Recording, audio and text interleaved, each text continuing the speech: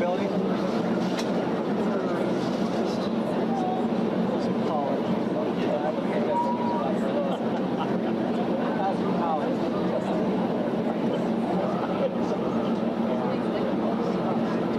What did you think? So what, like,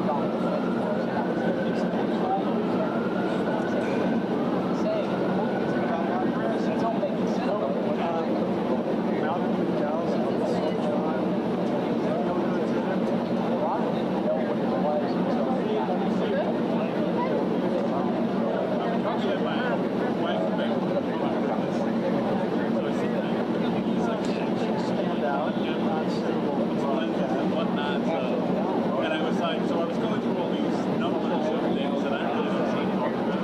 But they're just like, I'm going to sit and listen to you. Here's a cool factoid. I love factoids. Bill Alberter has never seen Star Wars.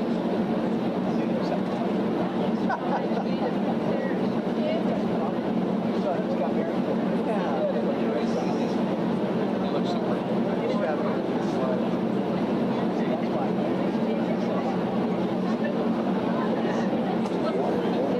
Yeah, if I was going to use Portland, now I shoot here, and I shoot in the capital or Star.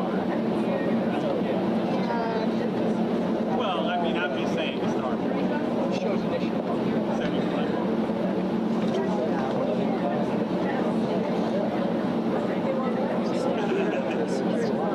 Oh, we have to be right here. Yeah, ask this guy the first. This is my camera. Oh, Yeah. sure. Yeah. You can leave my backpack. My backpack's there. Oh, that's okay.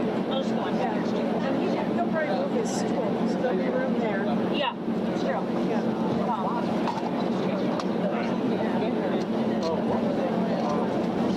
Thank you. Yeah.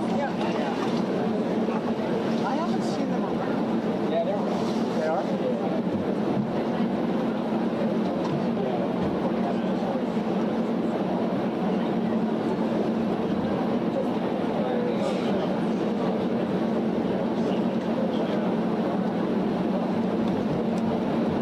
Right, okay.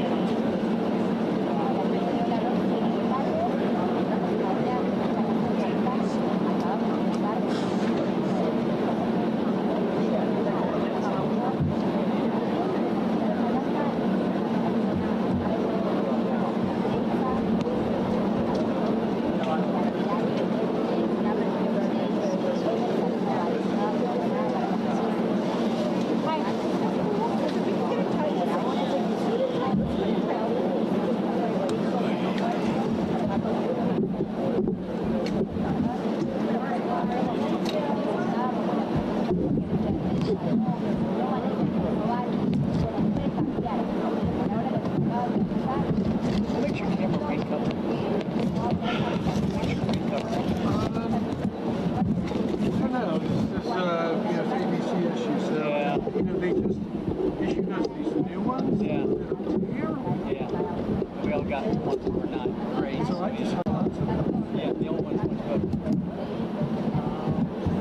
So it's about, I kind of got a bead. Do you want to be here? I'll switch to you then. I just want to make sure that I can like see their, you know. Stand right behind me.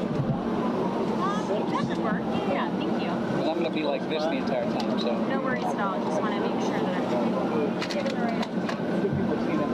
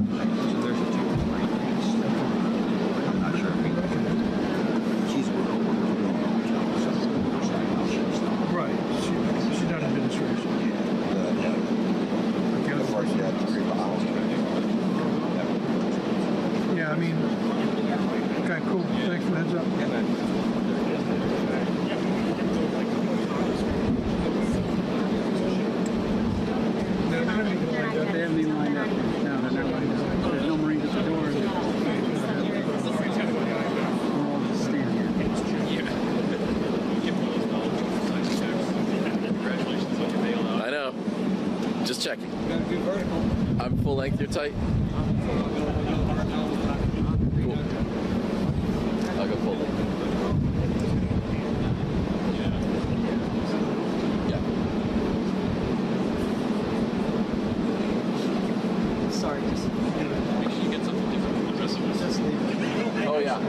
Actually, I'll bring you two.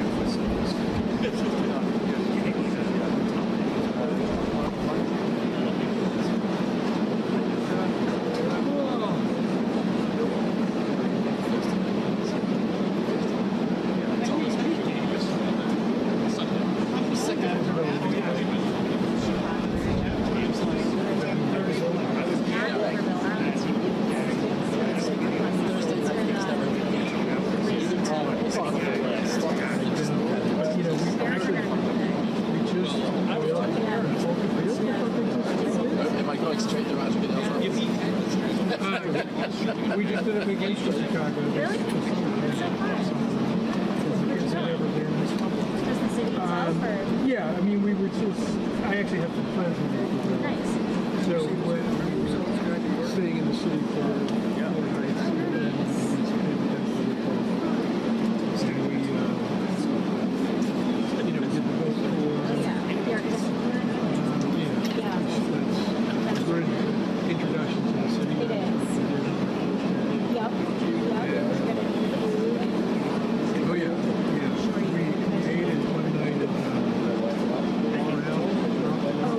Ralph Lauren's. Yeah. Our uncle. No way. That's hysterical. It was kind of a setup because my buddy, the guy was staying, Yeah. his son, he's like, Oh, so he was probably like, oh, I hope you guys are nice. Yeah. That's so fun. That's a good one. That's a fun one.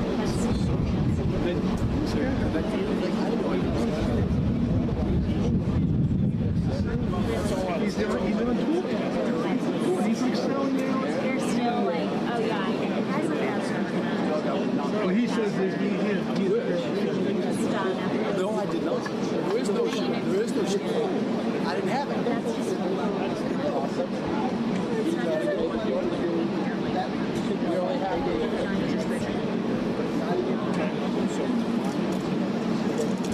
No.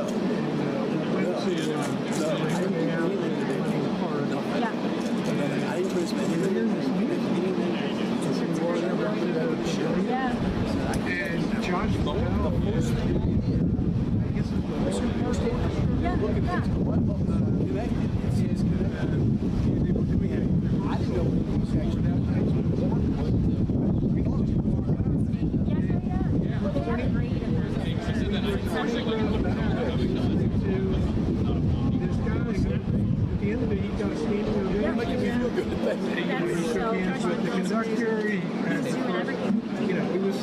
he was like being at a show, but kind of stumbling into it. That's so neat. That's how it always happens. Because that pavilion, they're like, they're not super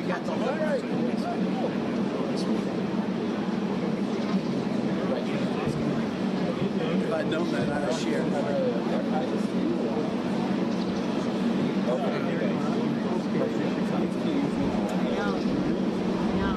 ISP's up here.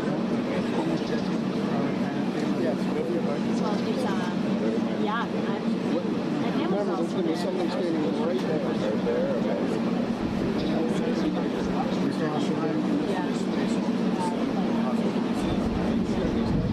Really be able to shoot over the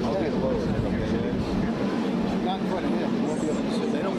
We're actually not supposed to. When we first started doing this, we weren't supposed to be in the driveway space at all. We're only supposed to be on the edge of the driveway. I knew it all. Yeah. You've got a good spot there. That's fine there. Yeah. Yeah, make sure nobody's standing there.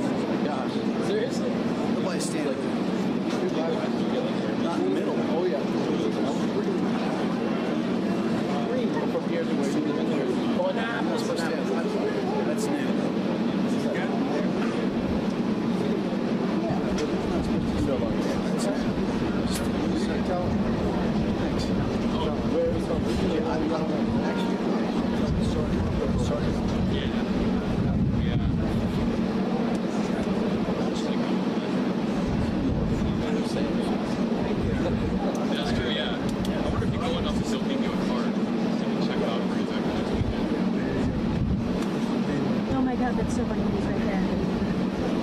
got to take a picture. Now it's a start. Hey, let's just take a picture. Yeah, that's a great way to do it. I like that. Instead of like being obvious. And, yeah, that's hysterical. I like that. Because he just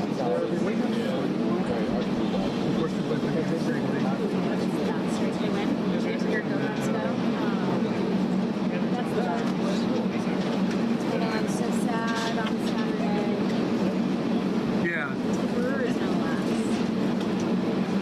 They're going to Brewers? They look really good. Yeah, they really do. 7. Yeah. Well, you never, I mean, of course you never know. Sorry. Sorry. Brewers look good. And They do look good though. They won for they're out. So we were hoping for Tigers. That'd be good.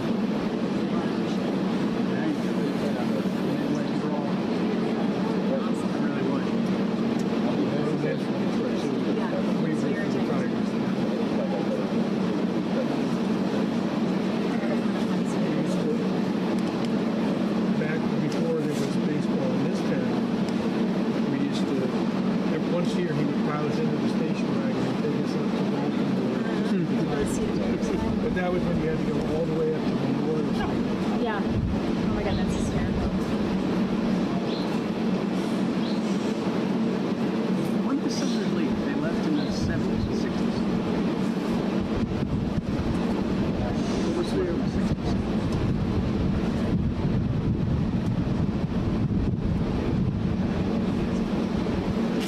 This is really a waste of time.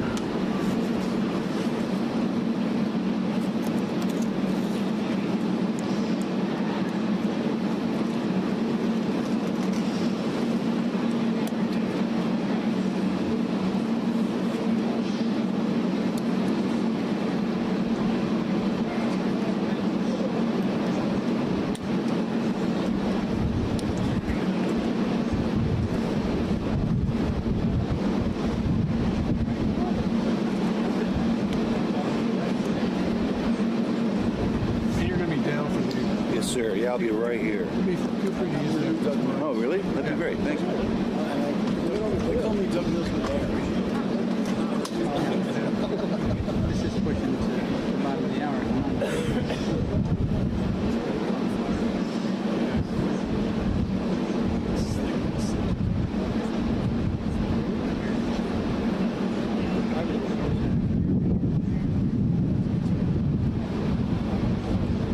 I can't believe it. You're so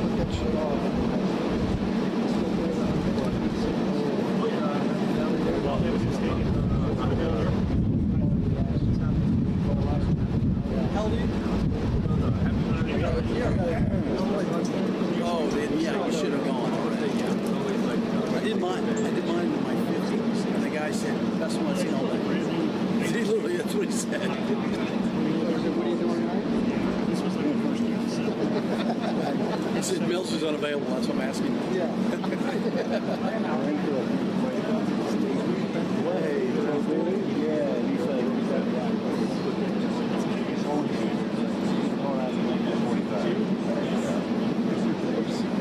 nice for me though. He came with the town. Let's see how the Bailey. Oh yeah. That was his old girlfriend or wife, right? They dated for a while. Does he still live in the district right up the road here? He used to live within walking distance.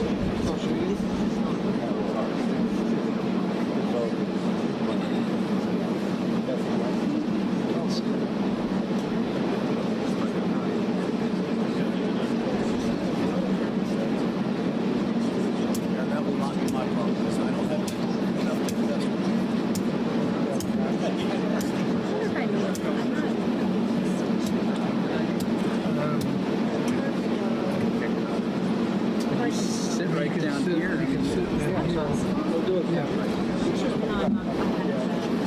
He might take back the store here. Or you can even sneak, under this shade.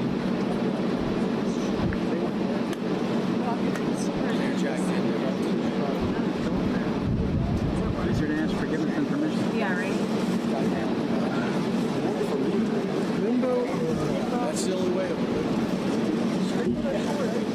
All right, my producer may be taking this. Oh, okay. No, that's okay. Never mind. No, you're good.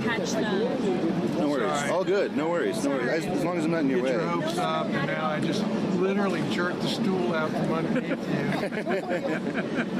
All good. It looks okay. As long as I'm not in somebody's way, I'll be low. Thank you. Sorry. So it's just the wife. That's all.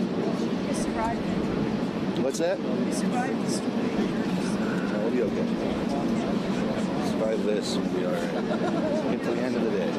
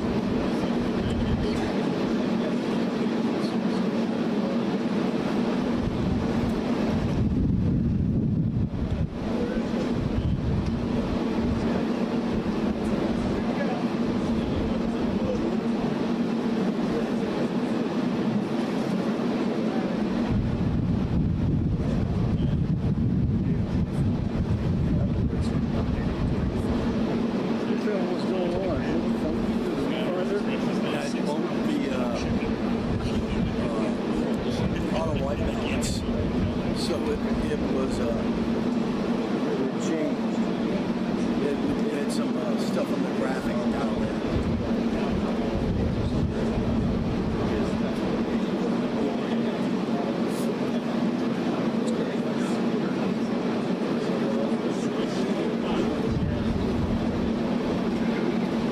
Marnie got one there?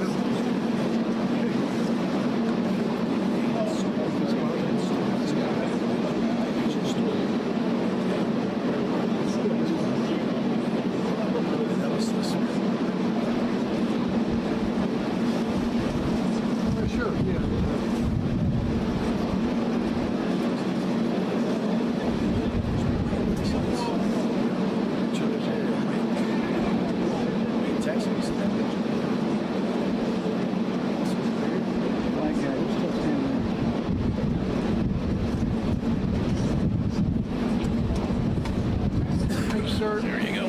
Did you see that note about the Pentagon pass? Yeah, but I don't have it. Okay.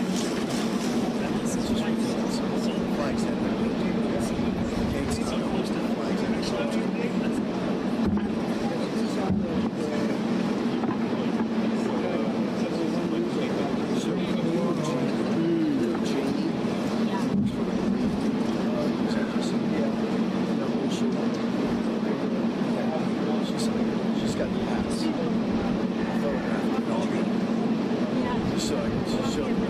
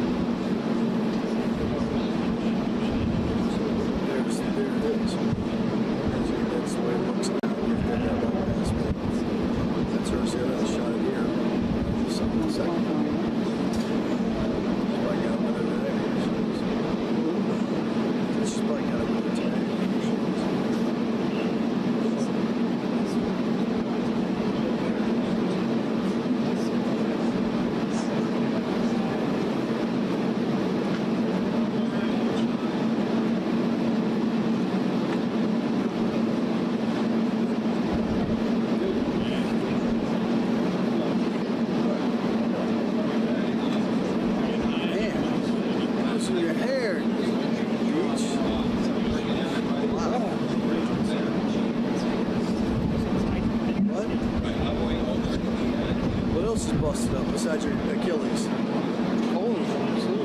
Yeah, that's right. Oh, yeah, there's that.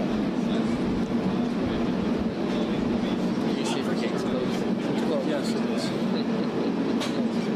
You can't do that. No, they make a big deal out of the ladder sometimes. The gate's open! The gate's open!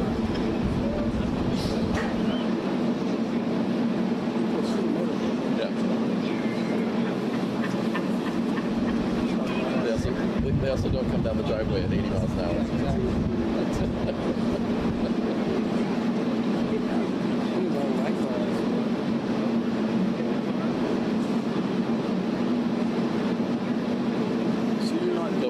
Here we go.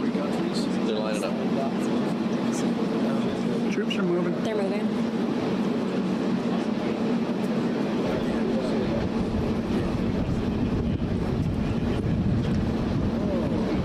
Or they're getting ready. It's fun. Yeah.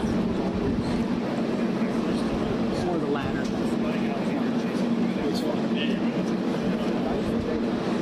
This was in the daytime. It was actually early. It was COVID times. This was kind of weird. But, hey, I'm not staking out so I sweat. Everybody sweat together. Alright, it's right. So when is that supposed to be? This month. Well, you never know. Prepare. Time. Prepare. And we walked across the way to some other building that's on campus. And they have a reception. And that's where you get the actual list.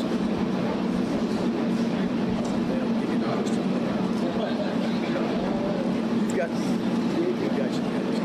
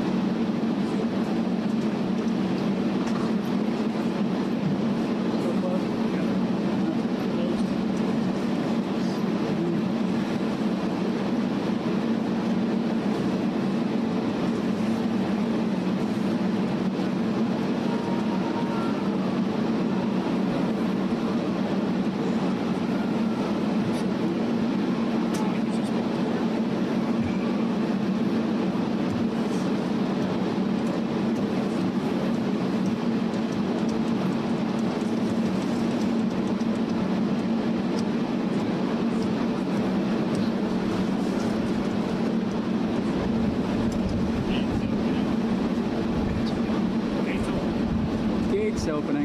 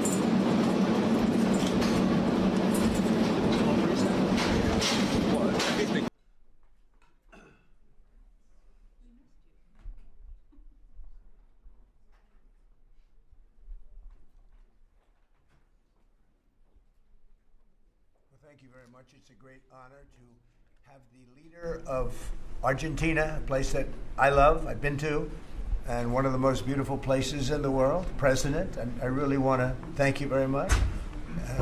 He's MAGA all the way. It's make Argentina great again. I heard about him when he was campaigning, and even before his campaign. He's a great economist, and he was saying a lot of very correct things, and he was very much in a conservative mode. And I heard all about you as you were running and even before you were running, because as a tremendously talented economist, you were getting a lot of good write-ups, and I appreciated that. But he was make Argentina great again. It worked. I actually sent him some hats for his early part of the campaign, and then he called me. He wanted a lot more, and I said, "When does it stop? When will it stop?"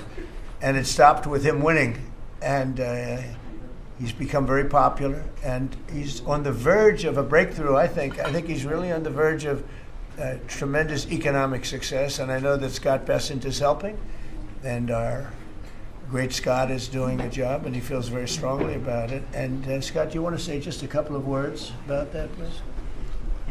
Yes, sir. The president is fighting 100 years of bad economic history and policy, and is both presidents. Both.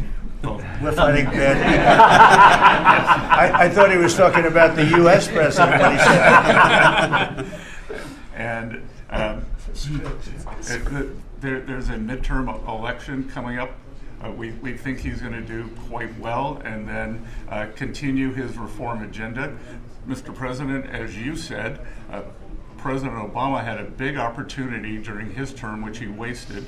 Many governments in Latin America went center-right, and the U.S. ignored them. We are not going to ignore our allies. It is economic strength. We're using our economic strength to create peace, just as you've done all over the world.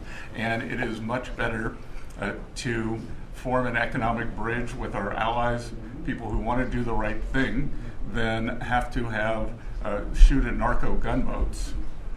So we think that this is an opportunity for the Argentinian people, and that President Milei is the one to do it. He's got a great cabinet. He's got a great team who we've worked with over the past weeks. And the election is coming up very soon, and it's a very big election being watched by the world, because he's done an incredible job. But with that comes some pain. And they have some pain, and now they're coming out of it. I think the victory is very important. Your poll numbers, I hear, are pretty good, but I think they'll be better after this. And, you know, our approvals are somewhat subject to who wins the election, because if a socialist, or in the case of New York City, a communist wins, you feel a lot differently about making an investment. I think, Scott, you'd feel that if somebody that had no chance, in other words, if somebody wins and has no chance of ever having a great economy because of that philosophy, you would put a halt to what we're doing.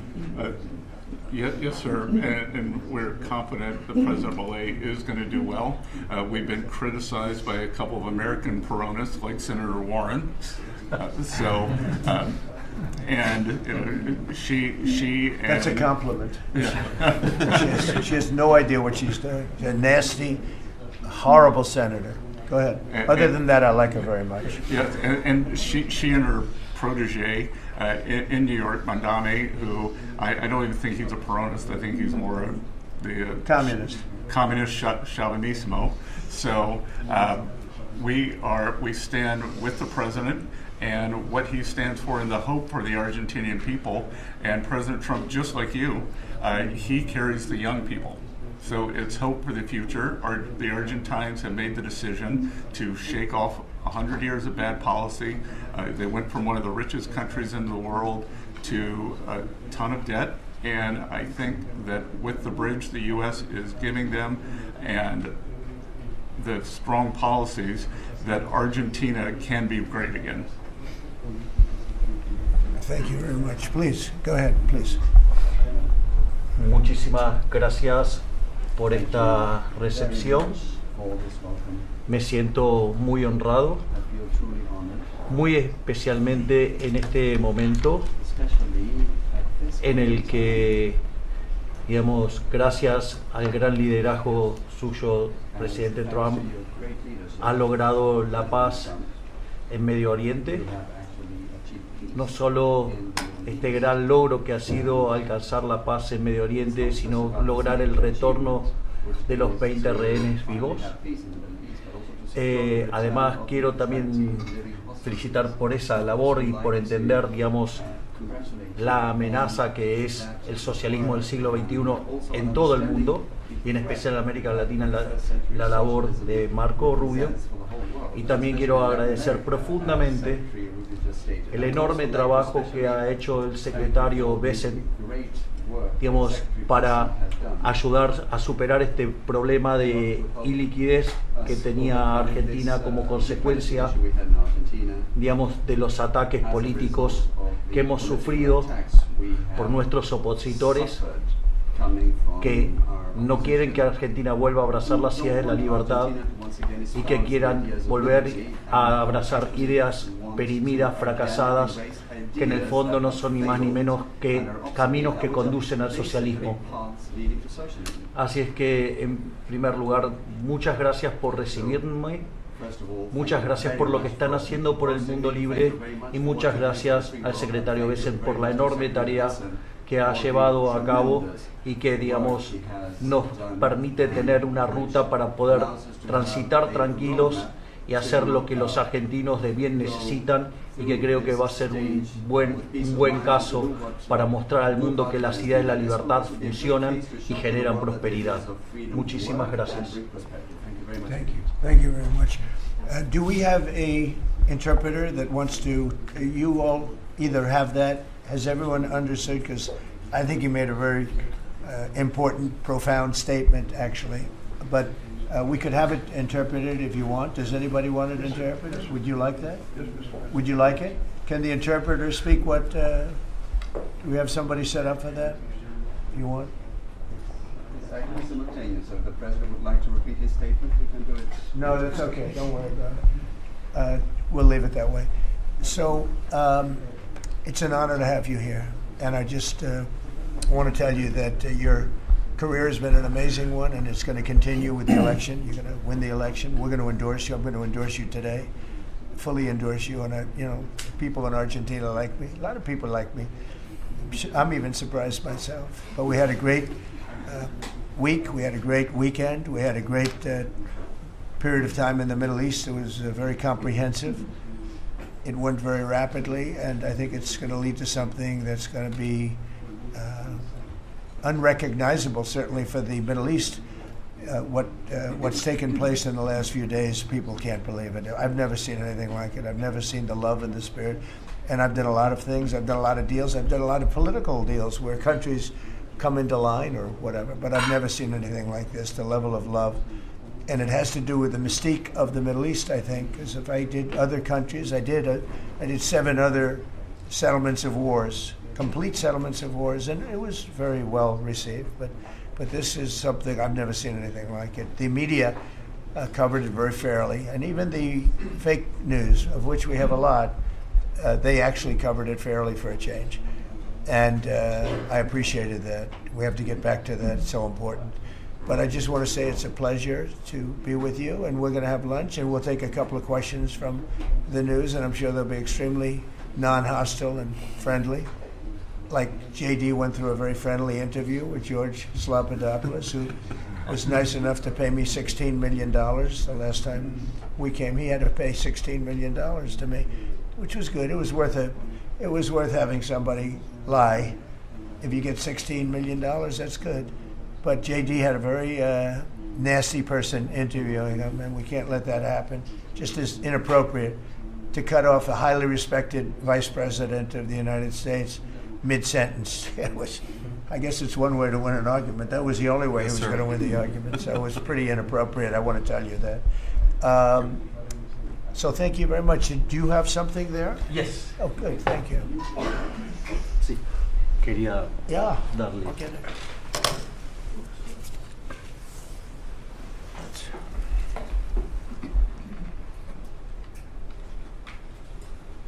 That's fantastic. Thank you very much. And when he did this letter, Mr. President, your settlement in the Middle East wasn't done. So we had to do a new letter Let's do that. To include a gap, because this is a very important. You'll have to add one extra sentence. Exactly. That's great. Thank you very much. This is such a beautiful statement. Thank you very much.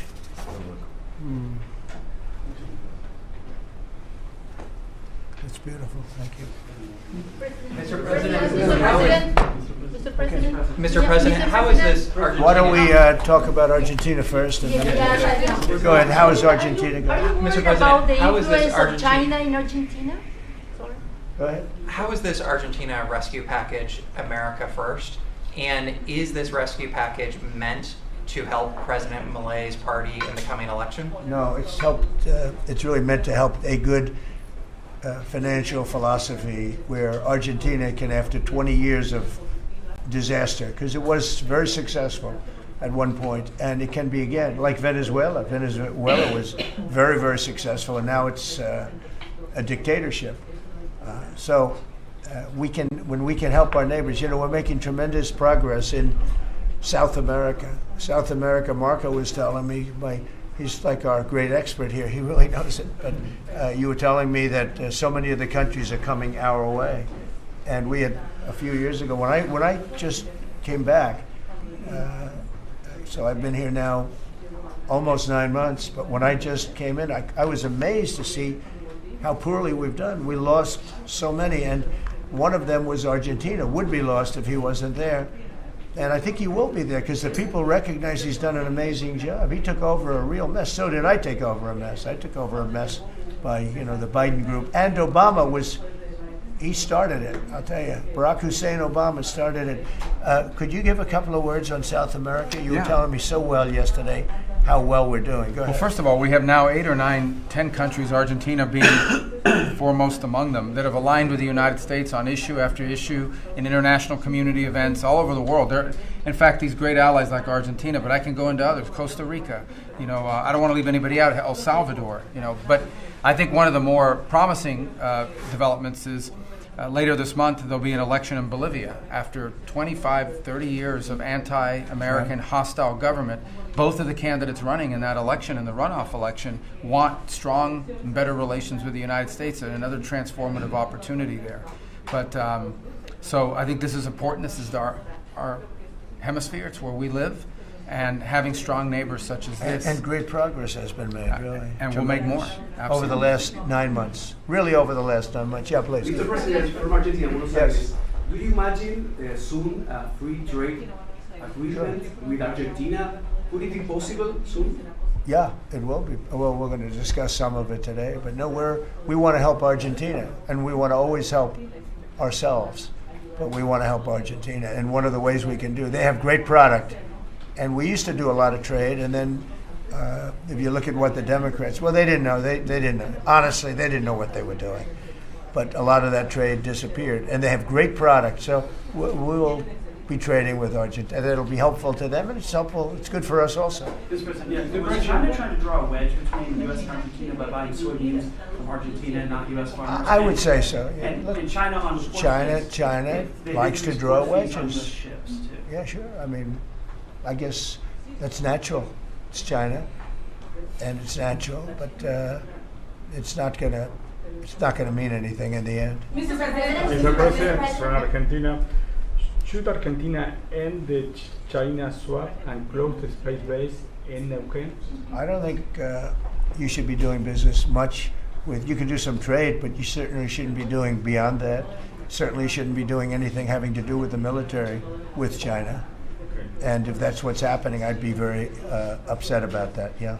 What about you the understand swap? that, Scott, right? Mr. President, you do understand. Mr. President, what about the swap? Because it's so important for Argentina, the swap. Okay, go The ahead. central bank. The American assistance is not predicated on the swap with China being closed. Any reporting to that effect is incorrect. But you said that Argentina has to expose China from your business or from your agenda, and the swap is so important for Argentina. No, I was referring more to ports, military bases, observation facilities that have been created in Argentina. Than the swap? More than the swap? more than the swap. Okay. He was referring to that. Yeah, behind you, please. Yes, President, for Argentina, what's the benefit for United States in helping this way Argentina? Just helping a great philosophy take over a great country. Argentina is one of the most beautiful countries that I've ever seen. And we want to see it succeed. It's very simple. I mean, we don't have to do it. It's not going to make a big difference for our country, but it will in terms of South America. If Argentina does well, you're going to have others following, and a lot of others are following. You have countries in South America that 2 years ago would have never even been thought of to go as democracies or as just countries that want to do fair and balanced trading. And now you mentioned Bolivia, but there are numerous other countries that are coming our way. And Brazil, as you know, I had a very good conversation with the president. I met him at the United Nations before I went up to speak, and then I found that he didn't have a speech because I had no teleprompter. They turned off my teleprompter purposely. They made it impossible for me. But it didn't silence me. I spoke without, and it was a good speech. I mean, it was a good speech. But no, think of that. You go into the United Nations, I'm speaking in front of 158 leaders and the whole world. And I look at my teleprompter and it's dead. They killed my teleprompter. They wouldn't let the man that operated into the booth. Can you believe that? You do not have any specific interest in economic terms for the state? I do have. No, I want to see it succeed. I think it's going to be great, and we will benefit also. But it's not that big a benefit because it's not that big a country, but it's a very important country, and it's a country that can be very successful. There are some countries that will never be successful. This is a country that has great potential if it has the right leadership, and you have the right leadership with this man right here. Okay? Mr. President, would you support dollarization? I would say that I'll leave that up to my my economic people, but I like the dollar. I'm very strong on the dollar. And anybody who wants to deal in dollars, they have an advantage over people that aren't. But for the most part, we're keeping it that way. I think if Biden would have, Biden, that group would have gotten elected, meaning Kamala, you wouldn't have the dollar as your currency anymore. You wouldn't have a world domination by the dollar if I didn't win this election. And now the domination, like BRICS. I told anybody who wants to be in BRICS, that's fine, but we're going to put tariffs on your nation. Everybody dropped out. They're all dropping out of BRICS. BRICS was an attack on the dollar. And I said, you want to play that game, I'm going to put tariffs on all of your product coming into the U.S. They said, like I said, we're dropping out of BRICS. And BRICS is like, they don't even talk about it anymore. Scott, you want to add to that, please? We're very happy with the current currency arrangement. Mr. President. Your ABC fake news. I don't want to. Go ahead, Brian, please. First of all, congratulations. I don't take questions from ABC fake news. After what you did with Stephanopoulos to the Vice President of the United States, I don't take questions from ABC fake news. Brian, go ahead. Yes, sir. First of all, congratulations on achieving peace. You're indeed the peacemaker. Hard to believe, right? Did you ever think I was going to be called a peacemaker? Actually, I did. I did too. Go ahead. But on a lighter note, Elizabeth Farah, she is one of the hosts on ABC's show The View. She said a while back, I'll quote, "If Trump gets Israeli hostages out, I promise I will wear a MAGA hat for one day on this show and say thank you for doing it." Your response. Well, did she put the hat on? Well, she hasn't got the hat yet. Who is it? Which one? Elizabeth Farah. Oh, yeah. Well, she used to work for me. So she used to work here. I'll tell you about Alyssa. She worked here. She gave me the most beautiful letter when, the administration, the time came up, the election was rigged, I left. She gave me the most beautiful letter you've ever seen. I was a great president.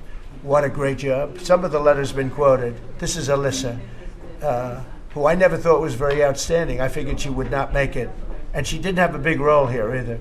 And then we had January 6th, and she left after that or before that, but she gave me the most beautiful letters. And then even months after she left, and while we weren't here any longer, she sent another letter, glowing letter, beautiful letter.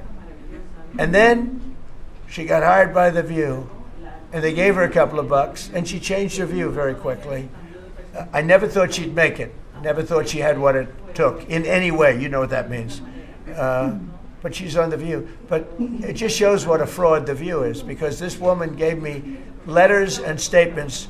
She said I was the greatest president in her lifetime. Now, she's not that old, so I didn't consider it a great compliment, but I've had better. Can we send her a hat? Well, recently I've had the greatest president of them all. I like that much better. Because I said, does that include Washington and Lincoln? Yes, sir, it does. I said, I like that person. So I think she's a total, I think she's a joke. Mr. President, on Gaza, how long will it take Hamas to disarm, and can you guarantee that is going to happen? Well, they're going to disarm, and because they said they were going to disarm. And if they don't disarm, we will disarm them. How will you do that? I don't have to explain that to you. But if they don't disarm, we will disarm them. They know I'm not playing games. Okay? Now, we did something monumental. We got the hostages back. That was the first thing we had to do. Above all else, get the hostages back. Now, they misrepresented because we were told they had 26, 24 of dead hostages, if we can use those terms. And it seems as though they don't have that, because we're talking about a much lesser number. But that's a very tough subject. I want them back. That's what they said. I want them back. Also, they said they were going to disarm. And initially speaking, they needed, they did take out a couple of gangs that were very bad, very, very bad gangs, and they did take them out, and they killed a number of gang members. And that didn't bother me much, to be honest with you. That's okay. It's a couple of very bad gangs. It's no different than other countries. Like Venezuela sent their gangs into us, and we took care of those gangs. We have Washington, D.C. is one of the safest cities in the country. It was one of the worst cities in the country if you go back just a little while ago, right? Now it's safe. You can walk to work. Isn't it nice? But we have told them we want to disarm, and they will disarm. And if they don't disarm, we will disarm them. And it'll happen quickly and perhaps violently. But they will disarm. Do you understand me? Yes. You say because everyone says, oh, well, they won't disarm. They will disarm. And I spoke to Hamas, and I said, you're going to disarm, right? Yes, sir, we're going to disarm. That's what they told me. They will disarm, or we will disarm them. Got it? Okay, what next. Is the deadline? Sir, you say quickly, but what is the deadline you're going to put on that? A reasonable period of time, pretty quickly. Mr. A reasonable period of time. Congratulations on the peace you achieved in the Middle East, first of all. Thank you very much. And the question is regarding Argentina. Does continue... Are you from Argentina? I'm from Argentina, yes. I like the Argentina. I like them much better than ABC. Than ABC fake news. Me too, sir. Yes, go ahead. Does continued U.S. support for Argentina depend on the results of the upcoming legislative elections and the ability of the government to pass long-lasting reforms through Congress? Well, I think if they don't do that, we're not going to be around very long. Scott, can you handle that one, please? We're confident that the president's party will and the coalition will do well in the election, and this aid is predicated on robust policies, and going back to the failed Peronist policies would cause a U.S. rethink. Thank you very much. It's a great question. It's a little like New York. You're reading in Argentina about New York. We have a problem. We have a communist who's 33 years old, doesn't know a damn thing. Practically, he's never worked a day in his life. And he sort of caught on, right? And I'm not going to send a lot of money to New York. I don't have to. The money comes all through the White House. And if they're going to be sending us stupid policies, communist policies, which is proven for thousands of years doesn't work. We don't have to prove it again. We're not going to ruin one of our great cities, because we'll make that great. We will clean up the crime in about 30 days. Took 12 days to do Washington, D.C., so New York is bigger. And Chicago, we've already made a lot of progress despite fighting from the government, but Chicago's doing great. Memphis is doing really great. We have great support there from the political leaders. They said, please come in and clean up crime. And we love it. We've in 1 week, Memphis is so good. It's so much better. We'll have it within a month. We'll have that into a safe city again. And all of these cities, we want to clean them up. We don't like that opposition. But if somebody's going to be a communist mayor of New York, it's a fluke if he gets in. there are a lot of failed people that he's running against. I mean, you have inferior candidates or something, and because it's impossible to think that New York City can have a communist mayor. He's a communist. He's not a socialist, by the way. There's a big difference. He's a communist. He's down and dirty. He's a communist. He hates police. He wants to get rid of all police. I mean, how can a policeman? He hates Jewish people, and yet he's got Jewish people supporting him. He hates Jewish people. So it comes through the White House. The funding for New York and for every place comes through the White House. And I'm very generous, and I was always very generous with New York, even when you had opposition there, but I was always very generous. But I wouldn't be generous to a communist, a guy that's going to take the money and throw it out the window, because you're talking about hundreds of billions of dollars. And we're not going to let somebody get into office and squander the taxpayer money from this country. We're not going to let it happen. So it's a little bit like that with, if you take a look at Argentina, if the president doesn't win, I know the person that he'd be running against, I believe, probably.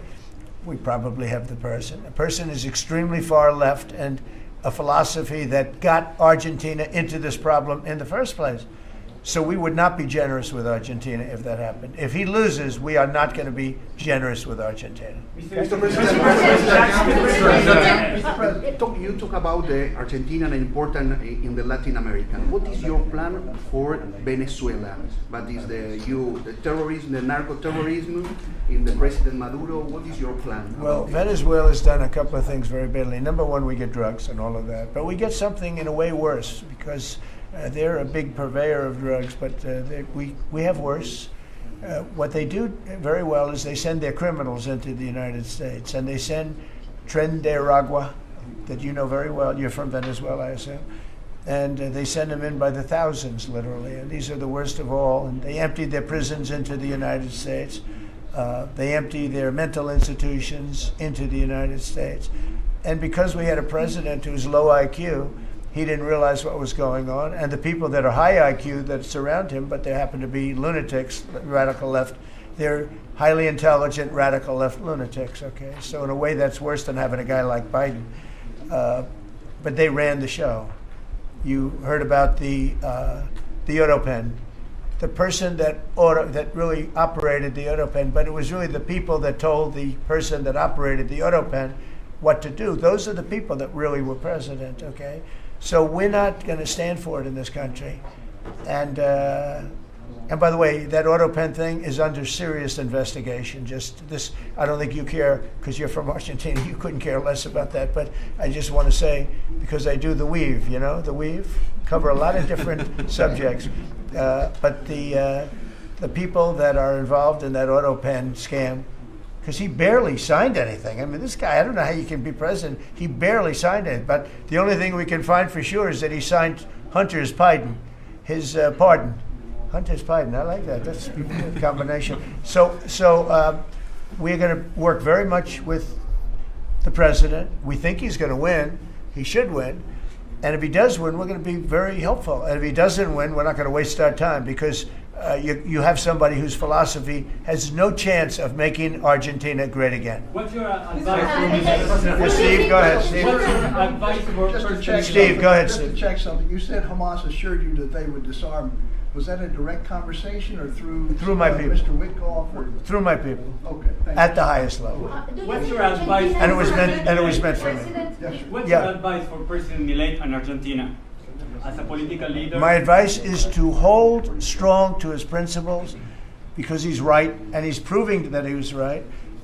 He's got one problem. He's got people that are giving him tremendously bad press, even though they know it's wrong. He's got to hold true to his principles, because he's going to win. He's going to win. He's doing the right thing. Everybody knows he's doing the right thing, but you have a radical left sick culture that's a very dangerous group of people, and they're trying to make him look bad. I believe he's going to win out. And what about the rivalry with China in this house? China? Well, you have to be careful with China. Look, everybody deals with China. They have to deal with us too. We have to be careful with China. Look, I have a great relationship with President Xi, but sometimes it gets testy, because China likes to take advantage of people, and they can't take advantage of us. but we have a fair relationship with China, and I think it'll be fine. And if it's not, that's okay too. You have to do and go where the punches are thrown.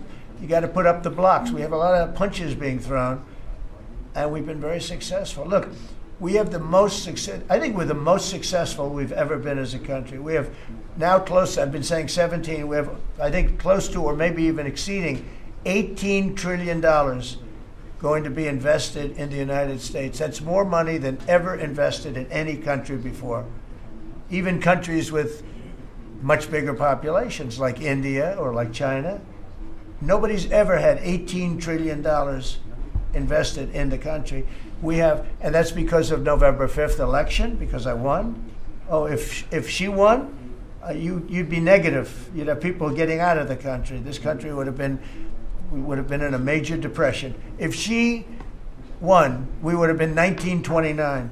They'd like to see that anyway. That's why they keep the government closed. They have a shutdown based on nonsense. They want to give away think of it, they want to give away $1.5 trillion to people that come into the country illegally. And as you know, the borders now are closed. But when they hear that they get the greatest health care package in the world and they have no money, but they're living okay in another country, they head up and they start forming caravans and they try and come into our country. But the big problem is they want to give health care to people that should not get health care. They want to give health care to illegal immigrants by the millions. Look at Gavin Newsom, what he's done. He's ruined California. He gives health care to anybody. And I guess they do it for votes. I actually think it's bad politics, but I guess they do it for votes. So I'm with this man because his philosophy is correct. And he may win and he may not win, but I think he's going to win. And if he wins, we're staying with him. And if he doesn't win, we're gone.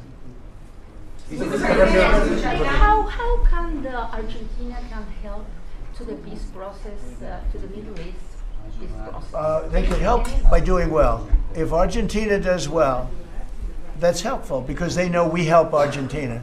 So if Argentina is successful, that's great because they view us as somebody that helped Argentina and they did well, and the United States maybe will help them and they're going to do well. So the success of Argentina would be a great feather in the cap of the USA because we're helping them. Right? You understand? Yeah. Yeah, please, behind you. Behind you.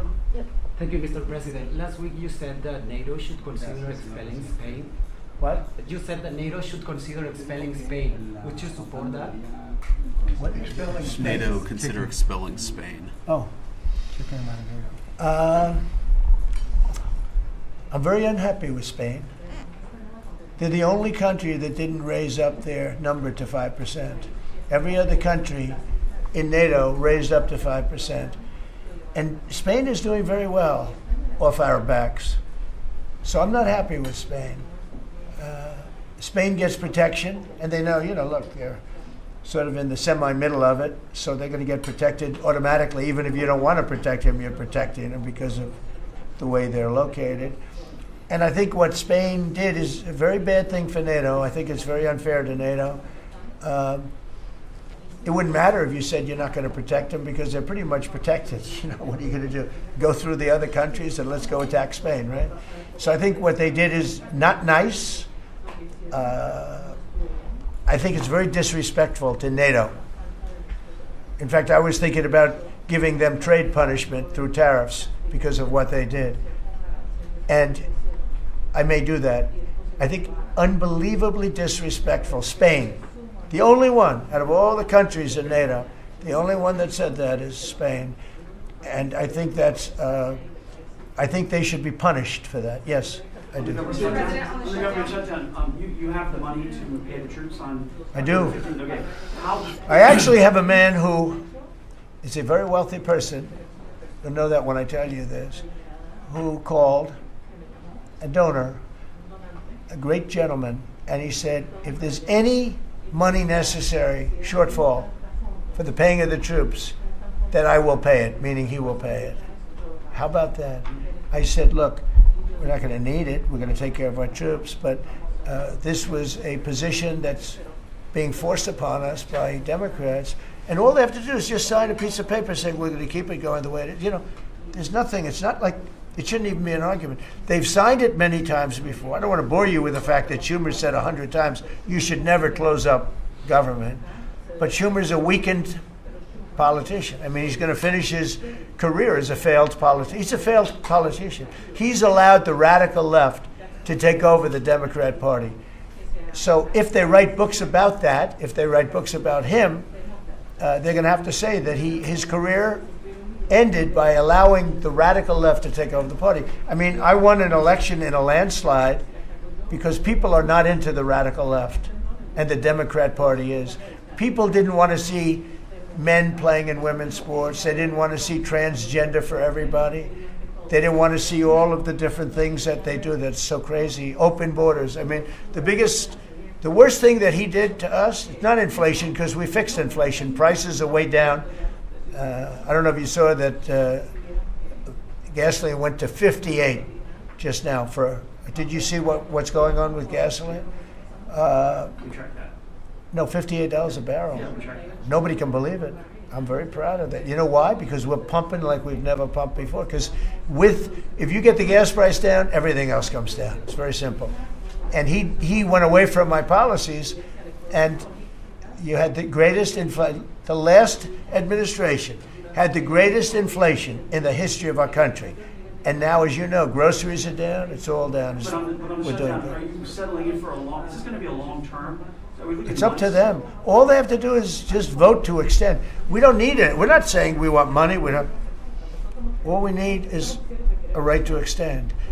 They want a right to extend, but they want $1.5 trillion so they can give it away to illegal immigrants, the people that are invading your cities. And many of these people, for whatever reason, I mean, I understood this. I called it a long time ago. These countries are run by people I know. Friends of mine, like I know this gentleman. I hope you haven't sent, he probably did too, why not? They send up their worst people. They send up people that are criminals, they send up people from jails. And at best, the best ones they send up are people that don't work very hard and that are on a social form of welfare.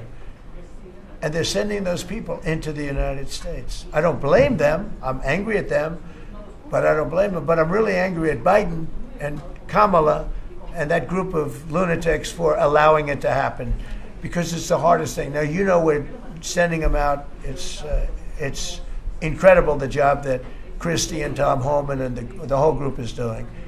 But we shouldn't have to be doing that. We're doing a lot of work on getting people out of here. Tren de Aragua has caused tremendous damage, and our soldiers are great. You know, our soldiers are now based on merit. They're not based on woke, because we won the case in the Supreme Court, which was the bravest case. I have such respect for the Supreme Court because of what they did with merit, because our country was built on merit. Countries are destroyed on woke. You know, I made a statement, and I hated to make it because it sounded bad, but everything turns to you know what when it goes woke. You remember the term. I don't like to use it because you might have some children listening, but it turns bad. And no, we have the hottest country right now anywhere in the world. That's why he's here. That's why every other country wants to meet here too. But we only have so many hours in the day and days in the week. But we get the hottest country. Think of it. We were a dead country a year and a half ago. And now we have the hottest country anywhere in the world. It's pretty good. We did a good job. Okay, any other questions? Go ahead, you. Please. Would you like to visit Argentina soon? There is an invitation for that. What does that mean? Do you like to visit Argentina? I do. I would love to. I'm just a little busy. I would love to. I'd love to go to Argentina. I'd like to be like Biden. I'd like to go to the beach. You know, my legs are not quite as thin as his. My legs are slightly heavier. My arms are slightly larger. My body is a little bit larger than his. I'm not sure it would be appreciated on the beach, but I'm not going to take a chance. You won't see me in a bathing suit. You won't see in a bathing suit sitting on a beach in Argentina, falling down and not being able to lift a 3-ounce chair, meant for old people to lift, and he couldn't lift it, so we had a problem. He spent too much time on a beach. Somebody told him that he looked good in a bathing suit. And you'd see this guy on the beach all the time. I never quite understood it. Steve, go ahead. Could you preview your meeting with Ukraine President Zelensky on Friday? You expect to talk about weapons? Yeah, no, we have an interesting meeting going on. Look, I'm very disappointed because Vladimir and I had a very good relationship, probably still do. I don't know why he continues with this war. This war has been so bad for him. He's going into 4 years of a war that should have he should have won that war in 1 week. He's now going to soon be into his 4th year. He's lost 1.5 million soldiers, probably, close. Certainly in terms of wounded and no legs and no arms and all the things that happen in horrible wars. It's a horrible war. That's the biggest thing that's happened since World War II in terms of death. It's bigger than any of them. I settled 8 of them. The biggest is that in terms of death. Incredible. I think India, Pakistan had great potential too. We did a great job in that one, but he's got to really settle this war. And you know they have long lines waiting for gasoline in Russia right now, right? They have long lines. Who thought that was going to happen? And all of a sudden his economy is going to collapse. And I'd like to see him do well. I mean, I had a very good relationship with Vladimir Putin, but he just doesn't want to end that war. And I think it's making him look very bad. He could end it. He could end it quickly. And I have to tell you, I give credit because who would think that Ukraine could have fought Russia for 4 years to essentially a standstill? Now, there has been some early, before they knew what the hell was happening, because it happened quick. Biden should have never let that happen. That's a war that should have never happened, but it did. But it's not making Russia look good, I will tell you that. We need tomahawks in Ukraine? We'll be talking about Ukraine, yeah. I mean, I have the president coming in on Friday, and I know what he has to say. He wants weapons. He would like to have tomahawks. Everyone else wants tomahawks. And we have a lot of tomahawks. Tomahawk is do you need any tomahawks in Argentina? You can cross Moscow, tomahawks. You need them for your opposition, I guess, because see, in this country, they'd use tomahawks for the opposition. I don't do that. I'm much nicer. The Democrats would use them if they had the chance. They're sick people. Go ahead. President, are you worried that this plan with Argentina can fail? Anything can fail. Anything can fail. You never know. That's why I say Putin should do something about the war, because so far, I mean, it's turned out to be very bad for him. But anything can. So this plan can fail. Sure, it can fail, but it's got a better chance. I would say, Scott, it's got a better chance of success than failure. And if it's successful, it's an unbelievable success. It can transform your country into greatness. It's got a great chance.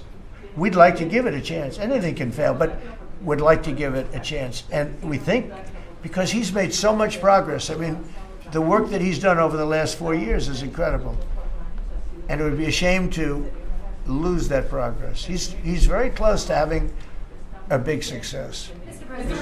President, will you consider removing restrictions on the press that report at the Pentagon? And have you spoken to Secretary Hegseth about this? I have, yeah. Well, he's finding, I think I can speak for him. I'll let him speak for himself, but I think he finds the press to be very disruptive in terms of world peace and maybe security for our nation. Press is very dishonest. Not you, but the press is very dishonest. You have something to say, Pete? Well, I very much appreciate the question because it was interesting to watch. We had a chance to go along on the historic trip of Middle East peace, which our generation of veterans never dreamed would be possible. So you would think that the Pentagon press corps of all press corps would be front and center across the board on wanting to give credit to the president for forging this kind of peace, and instead what they want to talk about is a policy about them, which simply says maybe the policy should look like the White House or other military installations where you have to wear a badge that identifies that you're press, or you can't just roam anywhere you want. It used to be, Mr. President, the press could go anywhere, pretty much anywhere in the Pentagon, the most classified area in the world. Or also that if they sign on to the credentialing, they're not going to try to get soldiers to break the law by giving them classified information. So it's common sense stuff, Mr. President. We're trying to make sure national security is respected, and we're proud of the policy. You know, we have an option here. As you know, the press years ago moved into the White House. It used to be across the street. We could move them you're lucky I'm president, because we could move them very easily across the street. They used to be there. They would have more room. We have a beautiful, nice space. You can sit all by yourselves and have fun. Instead, you walk around the White House talking to anybody that can breathe. And, you know, but I find that when it comes to war, and now our great Department of War, we have some great people over there, I think it's sort of, it bothers me to have soldiers and even, you know, high-ranking generals walking around with you guys on their sleeve, asking them, because they can make a mistake, and a mistake can be tragic. They can do it innocently too. They can, you know, and they're not press people. They don't really deal with the press, so they're not really necessarily good at it. Although I think it's mostly instinctual, one way or the other. You're either good at things or you're not. But I could see you being bothered by that. I mean, so you have them in an area and you treat them fairly, but they're not allowed to go into much like the somebody's office and sit with them for 10 hours. Right? Yes, sir. Yeah, I can understand. Boston had some street takeovers that we saw. Are you going to work with or try and work with the mayor of Boston? And then they have a World Cup. They have several World Cup games. I know Argentina has got World Cups. They have several World Cup games. Could those games move to cities that do work? It could. We could take them away. I love the people of Boston. I know the games are sold out. But your mayor is not good. They're worse than her. At least she's intelligent. You know, some are extremely low IQ. Those bother me more. She's intelligent, but she's radical left. And they're taking over parts of Boston. That's a pretty big statement, right? We could get them back in about 2 seconds. All she has to do is call us. We'll go in and take them back. But she's afraid to because she thinks it's bad politically. She could take them back, too. The Boston police are great. I mean, I know them. They love me. She'll never tell them to go after Trump because they love me and I love them. And I got a tremendous police vote and military vote, you know, and fireman vote, all of them. No, I think she is hurting Boston. The answer is yes. If somebody is doing a bad job, and if I feel there's unsafe conditions, I would call Johnny, the head of FIFA, who's phenomenal, and I would say, let's move it to another location. And he would do that. He wouldn't love to do it, but he'd do it. Very easily he'd do it. And this is the right time to do it. If I thought Boston was doing something that was going to cause safety conditions for the World Cup, I could say the same thing for the Olympics, because, you know, we have events that are in different locations for the Olympics. It's based in LA. If I thought LA was not going to be prepared properly, I would move it to another location if I had to. On that one, I'd probably have to get a different kind of a permission, but we would do that. Gavin Newsom, he's got to get his act together, because had we not gone in at the beginning of my term, had we not gone in with a very strong, powerful force, they would have lost LA. Now, you already lost 25,000 houses to fires. You got a big scar right in the middle of the city. And that should have never happened, because they should have had the water flowing in from the Pacific Northwest. All they had to do is open up the valves. He didn't want to do it.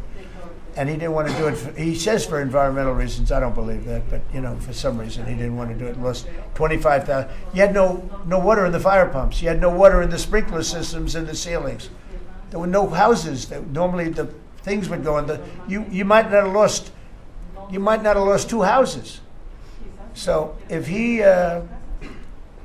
doesn't play ball, we're going to have to be very tough with him. He's done a bad job. You know, just to finish off on that, so when we went in, we did a phenomenal job. We went in with great force, and that was the end of it. We put it out. We extinguished that fire, which was agitation, and it was a very dangerous position to be in. And we went in and did a great job. But the chief, said we could have never done this without President Trump and without the federal government coming in. Okay, that was it. He said that. Now, 2 or 3 weeks later, he said, oh, we could have done it. But he knows he couldn't. The city was going to be taken over if I didn't go in. And you have to remember that. Los Angeles was going to be taken over. And we have it where the chief said it, I believe, numerous times. But that was as it was happening. That was a rough one. That was nasty. And if we saw a situation like that, yeah, we'd be forced to make a move. Boston better clean up their act. That's all I can say. Go ahead. One more question. Mr. President, talking about shutdowns. Yeah, please. Do you feel any urgency to end the shutdown in the next week, 2 weeks, or would you be fine if it stretches into November and then toward the holidays with folks not getting paid? Well, you know, shutdown, we've had many, many shutdowns. And this is a shutdown that shouldn't have happened. A group of people brilliantly decided to make it after the election. I said, thank you very much. In other words, give it to Trump instead of Biden. So it shouldn't happen. And likewise, debt ceiling shouldn't have. But the big, great big, beautiful bill solved the debt ceiling problem for Is there a 2 point where years. you would reach out to No. all Here's parties what's that happening Trump in the got a deal? shutdown, though. Honestly, can I put it in plain words for you?